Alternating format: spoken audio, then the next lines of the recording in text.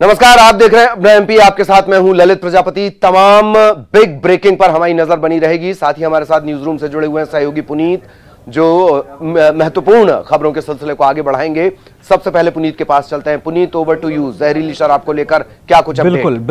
बिल्कुल अपडेट यह है जहरीली शराब को लेकर उज्जैन में कि 11 लोगों ने अब तक अपनी जान गंवा दी और इसके बाद हाहाकार मचा हुआ है। कल हमने खबर आपको दिखाई थी कि 2 लोगों की मौत हो गई थी और कई सारे लोग बीमार स्थिति में, बीमार हालत में पाए गए थे। इसके बाद पुलिस ने इन लोगों को अस्पताल में भर्ती कराया था, लेकिन अब तक 11 लोग अपनी जान गंवा चुके हैं और इसके बाद प्रदेश की सियासत में भी इससे हड़कंप मच गया है। मुख्यमंत्री शिवराज सिंह चौहान ने इस पूरे मामले में एसआईटी की जांच कराने के आदेश दे दिए हैं। सीएम ने दोषी अधिकारियों को सस्पेंड करने का आदेश दिया है। उज्जैन एसपी ने 4 पुलिसकर्मियों को सस्पेंड कर दिया है, जिसमें उज्जैन के खारा कुआं इलाके के टीआई मनोहर तिवारी, एसआई नीरज शर्मा, आरक्षक अनवर और नवाब को निलंबित किया गया है। इस मामले में अब तक 10 लोगों को गिरफ्तार कर लिया गया है। अलग अलग शहरों में पुलिस की टीम रवाना की गई है। चेकिंग अभियान भी चल रहा है। हालांकि इस मामले में एसपी की माने तो कुछ लोगों की मौत झींझर पीने से हुई है। अब इस मामले की जांच ACS home doctor Rajesh Rajora खुद करेंगे। पूर्व सीएम कमलनाथ ने उज्जैन की घटना को लेकर सरकार को घेर लिया, सरकार पर हमला बोला, ट्वीट किया, लिखा उज्जैन में शराब माफिया ने जाने ले ली, परिवारों को बर्बाद कर दिया। शिवराज जी, ये माफिया कब तक यूं ही निर्दोषों की जान लेता रहेगा? दिग्विजय सिंह ने बड़ा आरोप लगाया और कहा कि पुलिस का तो हफ्ता बंधा हुआ है। नशे के सौदागरों से हफ्ता लेने का भी आरोप है। दिग्विजय सिंह की माने तो पूरे प्रदेश में यही हालात बने हुए हैं।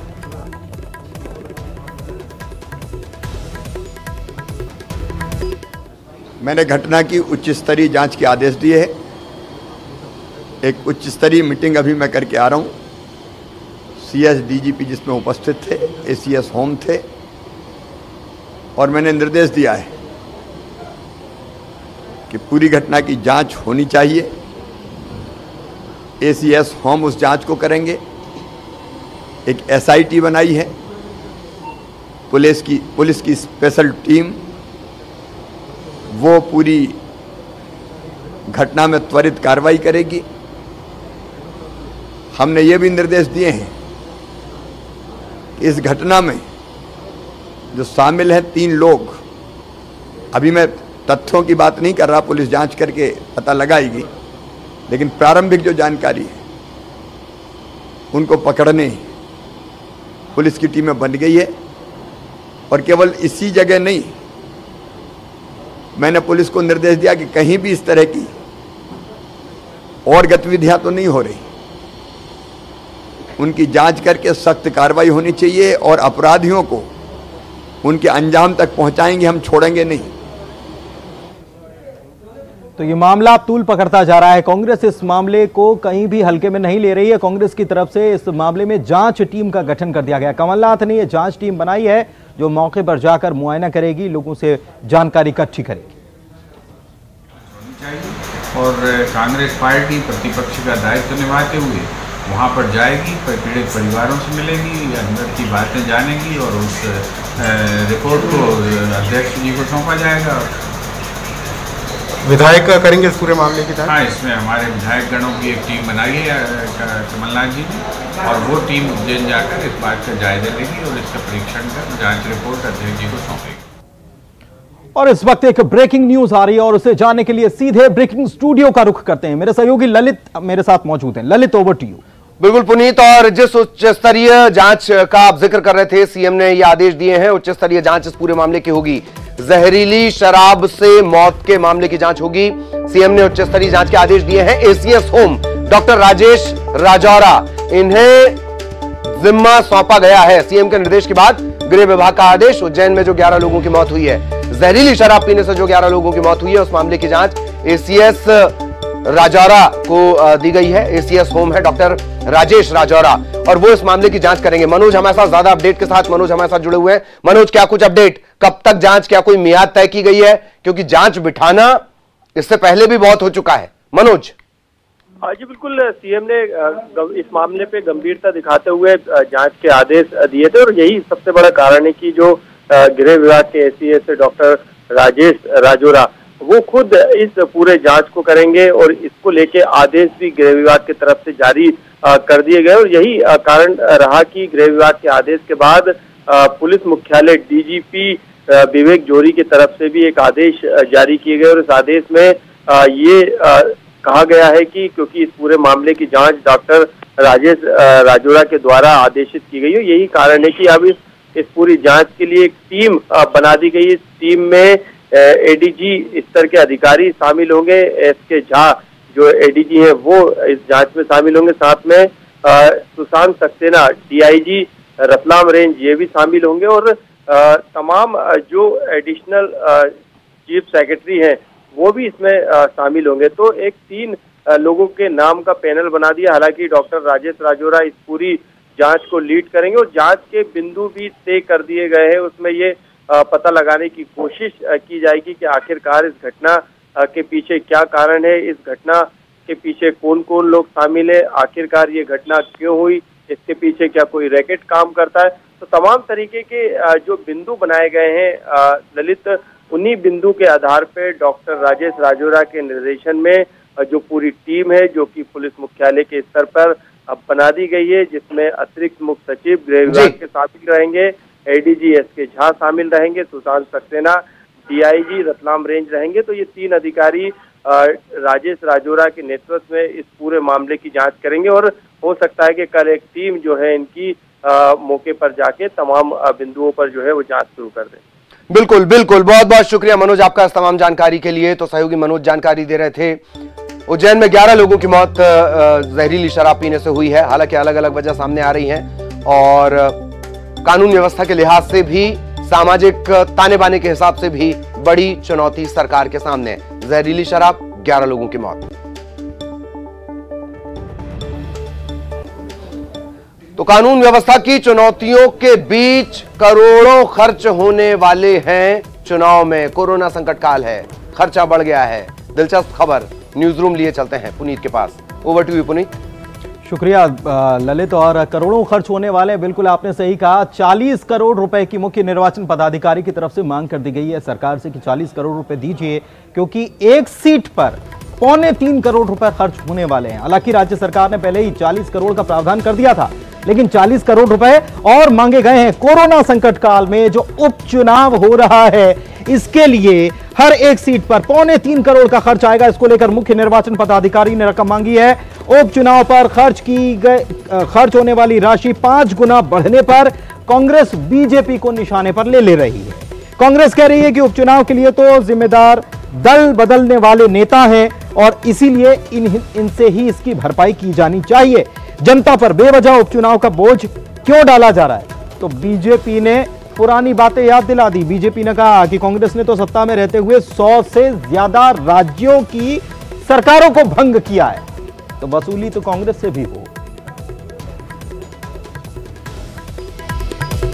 मध्य प्रदेश पे लोकतांत्रिक मूल्यों का कत्ल करने वाले लोगों के कारण जो 5 गुना चुनाव का खर्च बना है, जिन्होंने अपने मत को बेचा, जनता को मत को बेचा, आज उसकी कीमत फिर वापस जनता को भरनी पड़ रही है। ये खुद तो 35 से 50 करोड़ लेके अपने घर भरने का काम कर लिया, पर जनता की गाड़ी कमाई से 5 गुना खर्च फिर उपचुनाव हो रहा है। मेरा आग्रह है जनता से कि इनको सबक सिखाया ताकि आगे आने वाली पुश्तें याद रखें कि बिकाऊ लाल मिलावट रामों के साथ क्या होता है और कहीं ना कहीं लोकतांत्रिक मूल्यों का कत्ल करने वालों के साथ क्या होता है, और क्यों ना ये चुनाव का खर्च इन बिकाऊ लाल मिलावट रामों से भरा जाए ताकि उसकी भरपाई करी जाए, क्योंकि इनने कमाया बहुत है। जो खर्चा लगे वो भारतीय जनता पार्टी के प्रत्याशियों के द्वारा लिया जाना चाहिए। कांग्रेस के ही सदस्य और विधायक 25 ने अपने पदों से त्याग पत्र दिया। संवैधानिक अधिकार और लोकतांत्रिक अधिकारों का इस्तेमाल किया। कांग्रेस ने तो 100 से ज्यादा चुनी हुई सरकारें भंग कर दी, केवल ये इनकी पार्टी की नहीं थी। और इन सरकारों को भंग करने पर समय समय पर सुप्रीम कोर्ट ने इनका गलत दुरुपयोग करना बताया भी कि संविधान की धारा 356 का दुरुपयोग करने वाली कांग्रेस की सरकार रही है। सुप्रीम कोर्ट ने जताया, बताया। तो जो लोकतंत्र की हत्या करने वाले हों, 100 से ज्यादा सरकारें भंग करने वाले हों, तो उनसे तो लाखों करोड़ रुपया हर्जाना बनता है इस देश के खजाने के लिए। तो बात हो रही है उपचुनाव की, और उपचुनाव के लिहाज से झटके पर झटके मिलते जा रहे हैं, बीजेपी हो कांग्रेस हो।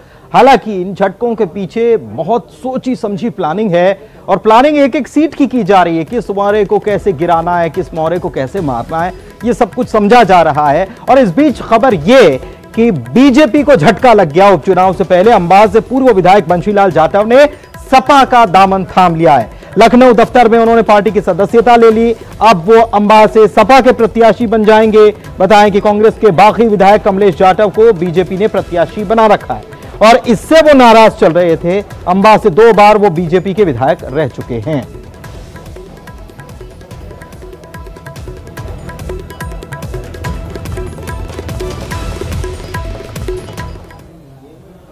और चलिए अब बात करेंगे बयान पर एफआईआर की। कांग्रेस के नेता, किसान कांग्रेस के नेता दिनेश गुर्जर ने एक बयान दिया था, शिवराज सिंह चौहान पर भूखा नंगा कह दिया था। और इस मामले पर अब राजनीति के अलावा भी बहुत कुछ हो रहा है। क्या हो रहा है? एफआईआर दर्ज कर ली गई है, पुलिस ने एफआईआर दर्ज की है। कांग्रेस नेता दिनेश गुर्जर ने सीएम शिवराज को भूखा नंगा कहा था। चुनाव आयोग की फ्लाइंग स्क्वाड टीम की शिकायत पर पुलिस ने दिनेश गुर्जर के खिलाफ एफआईआर दर्ज की है। फ्लाइंग स्क्वाड टीम ने सीएम के खिलाफ इसे व्यक्तिगत टिप्पणी मानते हुए आचार संहिता का उल्लंघन बताया। बताएं कि 11 अक्टूबर को अशोकनगर के राजपुर गांव में चुनावी सभा को संबोधित करते हुए कांग्रेस किसान मोर्चा के प्रदेश अध्यक्ष दिनेश गुर्जर ने सीएम को नंगा भूखा कहा था। इस पर रिटर्निंग ऑफिसर ने अमर्यादित भाषा मामले में इसे आचार संहिता का उल्लंघन माना है, और दिनेश गुर्जर के खिलाफ पुलिस ने धारा 171G, 188 और आईपीसी की धारा 505(2) के तहत मामला दर्ज किया। यह केस राजपुर गांव के थाना कचनार में दर्ज किया गया है।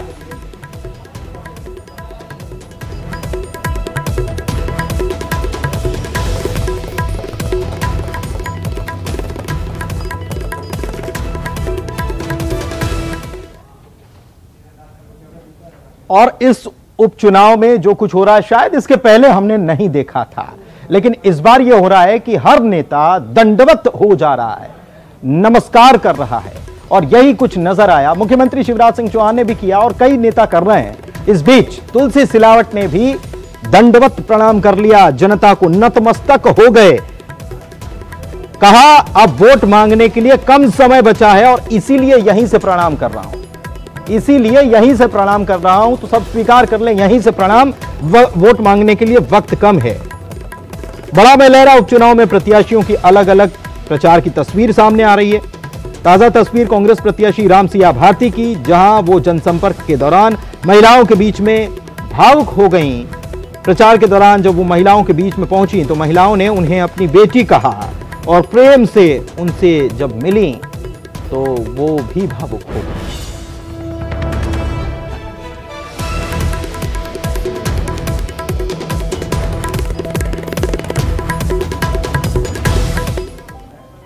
और चलिए आगे बढ़ते हैं, ब्रेकिंग स्टूडियो चलते हैं। एक बड़ी खबर इस वक्त ललित के पास। Lalit, over to you. बिल्कुल बिल्कुल, लेकिन पुनीत जिस बात का जिक्र कर रहे हैं कि ये तस्वीरें आपने पहले नहीं देखी होंगी, लीपन हो गया, लोटन हो गया, दंडवत प्रणाम हो गया, ये अभी और बढ़ेगा। क्यों बढ़ेगा? सीएम शिवराज के ताबड़तोड़ दौरे होने वाले हैं। सीएम शिवराज तूफानी दौरा करेंगे। उपचुनाव में सीएम शिवराज के ताबड़तोड़ दौरे, 15 दिनों में 90 सभाएं, एक सीट पर 3 सभा का टारगेट। फिर से सुनिए, 15 दिन में 90 सभाएं, एक सीट पर 3 सभाओं का टारगेट। बीजेपी ने तैयार किया है सीएम शिवराज का दौरा। इसके अलावा ज्योतिरादित्य सिंधिया, नरेंद्र सिंह तोमर, वीडी शर्मा, कैलाश विजयवर्गीय, प्रहलाद पटेल, इनके भी चुनावी दौरे होंगे। ताबड़तोड़ दौरे, पूरी ताकत झोंकनी पड़ रही है 28 सीटों के उपचुनाव में।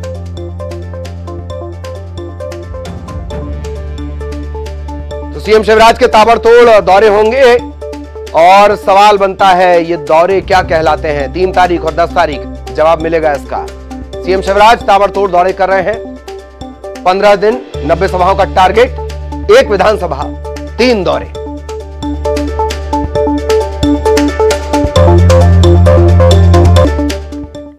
और इन सब के बीच लगातार जो प्रत्याशी हैं जिनके नामों का ऐलान हो चुका है, वो अपने अपने तरीके से मुहूर्त वगैरह देखकर नामांकन वगैरह दाखिल कर रहे हैं। नामांकन की खबरों के लिए फिर न्यूज रूम का रुख कर रहे हैं। पुनीत लगातार बने हुए। पुनीत, नामांकन की खबर। बिल्कुल, नामांकन की खबर दौरे पर दौरे होंगे और इस बीच नामांकन तो जारी है, क्योंकि तारीख नामांकन की आखिरी जो है वो करीब आ रही है और इसीलिए बिसाहू लाल सिंह ने भी एक अच्छा सा मुहूर्त देखा और पूरे अपने लवाजमे के साथ, पूरे कार्यकर्ताओं के साथ निकल पड़े नामांकन दाखिल करने के लिए। साथ में थे बीजेपी के प्रदेश अध्यक्ष वी डी शर्मा। उन्होंने रिटर्न अधिकारी के सामने पेश होकर नामांकन दाखिल किया। बड़ी ताकत भी दिखाने की कोशिश की गई। इस दौरान बीजेपी प्रत्याशी बिसाहू लाल से पूछे गए सवाल पर बोले कि मेरे द्वारा विकास कार्य किया गया है और चुनाव में विकास ही मेरा मुद्दा है।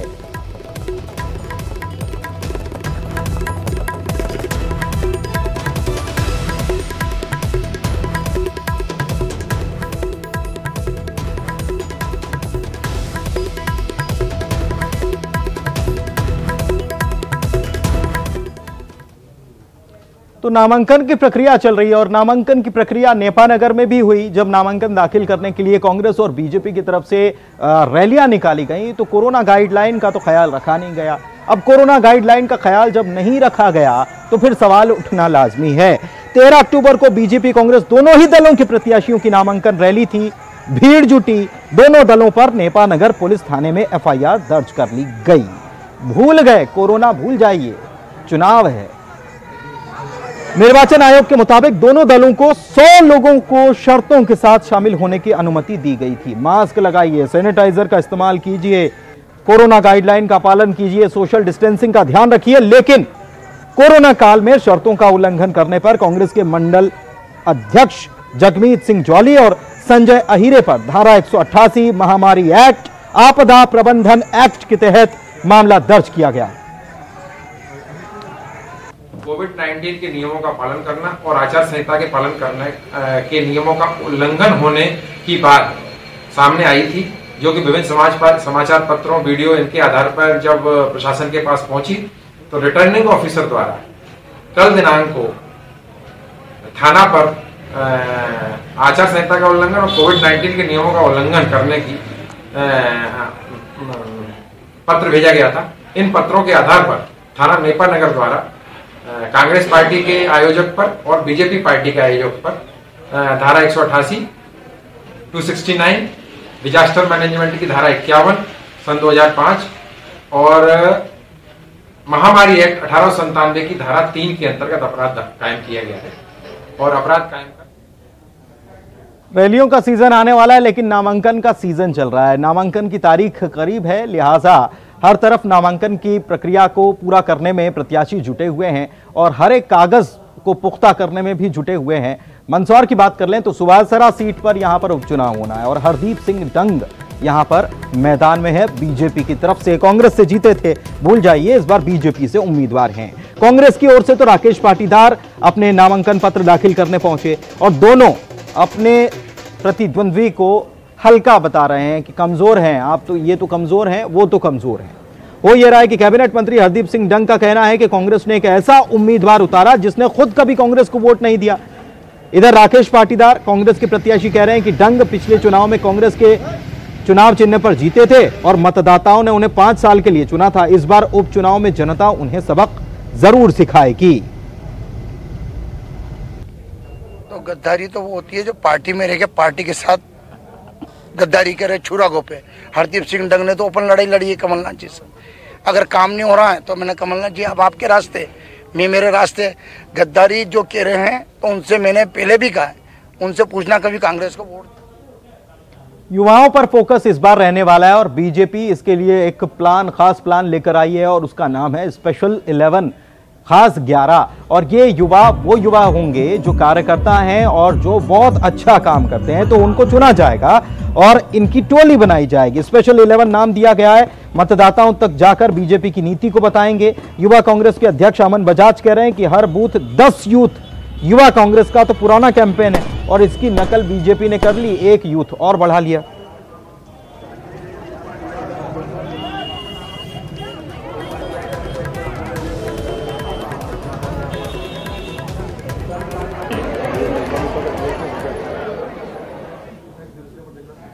और जब उपचुनाव सामने है तो कोई भी मुद्दा, कहीं का भी मुद्दा हो, सियासत में आ ही जाता है, उसकी बातें भी होती हैं।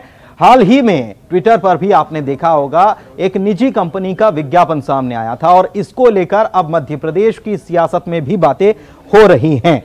इस विज्ञापन में धार्मिक भावनाएं बढ़ाने का आरोप था, जिसके बाद कंपनी ने तो विज्ञापन वापस ले लिया, लेकिन दिग्विजय सिंह ने विज्ञापन को जायज बताया और इसे वापस लेने को लेकर कंपनी पर सवाल उठाए। अब इसका जवाब बीजेपी की तरफ से आया। बीजेपी ने विज्ञापन पर आपत्ति जताई थी। प्रोटेम स्पीकर रामेश्वर शर्मा ने विज्ञापन के समर्थन में दिग्विजय सिंह के ट्वीट को लेकर उन पर जमकर हमला बोला।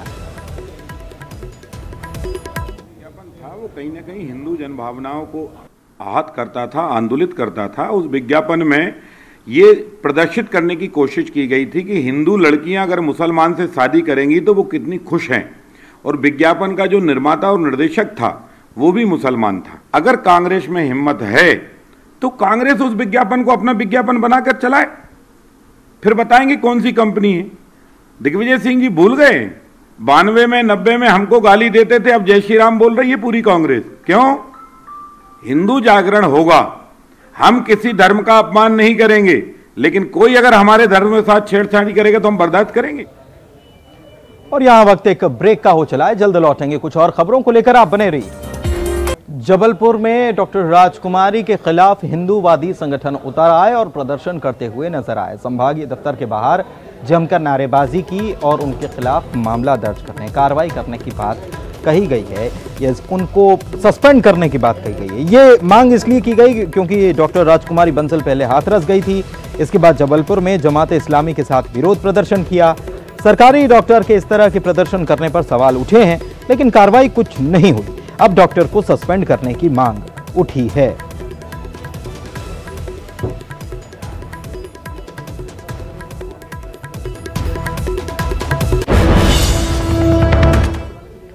और रीवा में मऊगंज के स्कूल के शराबी प्रिंसिपल का एक वीडियो सामने आया है, जिसमें वो शराब पीकर बहकते हुए, बुरी तरह से बहकते हुए नजर आए हैं। इस मामले को लेकर जब सवाल किया गया तो कार्रवाई की बात कही गई है। जिला शिक्षा अधिकारी कह रहे हैं कि जांच के लिए कमेटी बनाई गई है, कमेटी की रिपोर्ट के आधार पर कार्रवाई की जाएगी।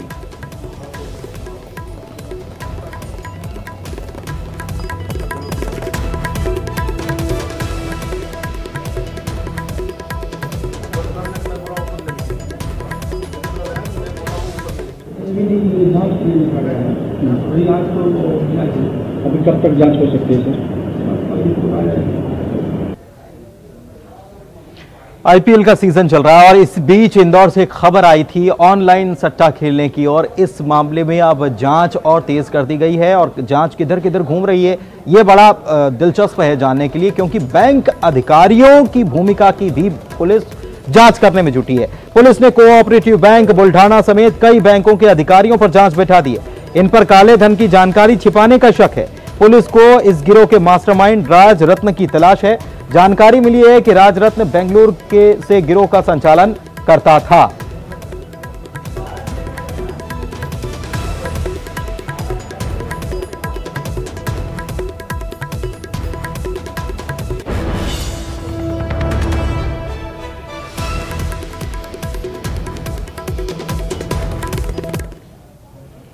और आगे बढ़ते हैं और एक हादसा जो होते होते टल गया कह सकते हैं और सूझबूझ से टला, उसकी बात कर रहे हैं। होशंगाबाद के इटारसी रेलवे स्टेशन पर एक महिला की जान बाल बाल बची। दरअसल हुआ यह कि प्लेटफॉर्म और ट्रेन के बीच महिला यात्री गिर गई थी, जिसकी जान आरपीएफ जवानों की सूझबूझ के चलते बच गई। महिला दिल्ली से इटारसी की यात्रा कर रही थी और प्लेटफॉर्म नंबर 2 से जैसे ही ट्रेन रवाना वो उतरने लगी। इस दौरान उसका पैर फिसला और वो गिरकर ट्रेन और प्लेटफॉर्म के बीच फंस गई। प्लेटफॉर्म पर ड्यूटी में तैनात 2 आरक्षकों ने ट्रेन में चढ़कर एसीपी करके महिला यात्री को बचाया। महिला ने बचाने वाले दोनों आरक्षकों को हाथ जोड़कर शुक्रिया कहा। अधिकारियों ने भी दोनों आरक्षकों की सराहना की है। चलो आंटी कुछ नहीं हो मत, चलो कुछ नहीं हो, लगी ना कुछ नहीं हो। और चलिए आगे बढ़ते हैं और अगली खबर की बात करते हैं। बदमाशों के हौसले इस कदर बुलंद हो चुके हैं कि अब तो वो विधायकों और उनके परिजनों पर भी हमला करने से नहीं चूक रहे हैं। ये मामला छतरपुर का है, जहां पर बदमाशों ने महाराजपुर के कांग्रेस विधायक नीरज दीक्षित को बीती रात उनके छोटे भाई और उनकी पत्नी पर बाइक सवारों बदमाशों ने गढ़ी मलेरा थाने के कुछ कदम दूरी पर हमला किया।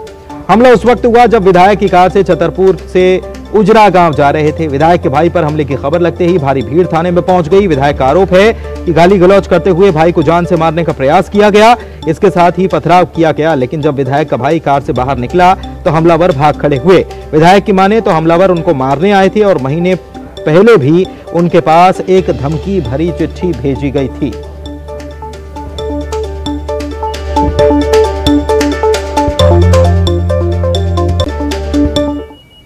और अपना एमपी में खबरों का सफर फिलहाल यहीं तक। मुझे और मेरे सहयोगी ललित जो ब्रेकिंग स्टूडियो से जुड़े हुए थे, दोनों को दीजिए इजाजत। नमस्कार।